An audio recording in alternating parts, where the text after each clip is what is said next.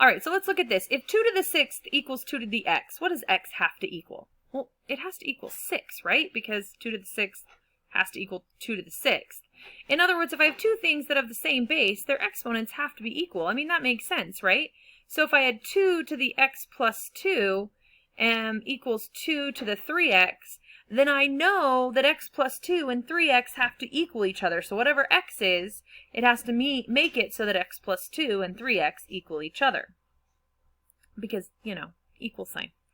So what if I had something like this, though, that's not so obvious? 2 to the 6 equals 4 to the x.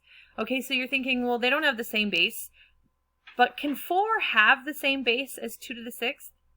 Well, yeah, because 4 is the same as 2 squared, right? So can't I just change 4? I change my 4 into 2 squared. Now I still have x here, and I still have 2 to the 6th equals that. Well, now I have 2 to the 6th equals 2 to the 2x.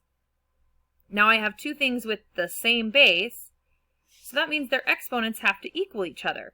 So I can say, well, their exponents equal each other, so 6 equals 2x. So we divide both sides by 2, and x has to equal 3. So in this case, 2 to the 6th equals 4 to the 3rd, and we could verify that because you could multiply 2 by itself 6 times, that would equal 4 by itself 3 times.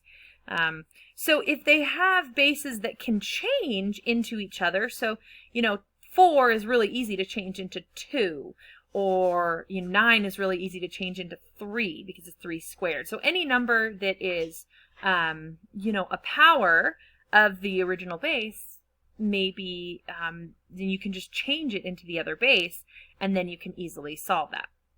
So basically they have to have a common base, and then you set their exponents equal to each other. What if we have something a little bit harder? What about something like this? Okay, they don't have the same base. Can we give them a common base? So I want you to pause the video right now, and in the slideshow, go back to the slideshow. I know it's kind of like hard going back and forth. Go back to the slideshow, and I want you to type in what you think the common base should be. Did you pause the video? Are you lying? Okay. So what do you think the common base should be? What could these have in common? Well, 1/2 is 2 to the negative 1, right? And 4 is 2 squared. So now they have a common base, right? Because they both have a 2 as their base.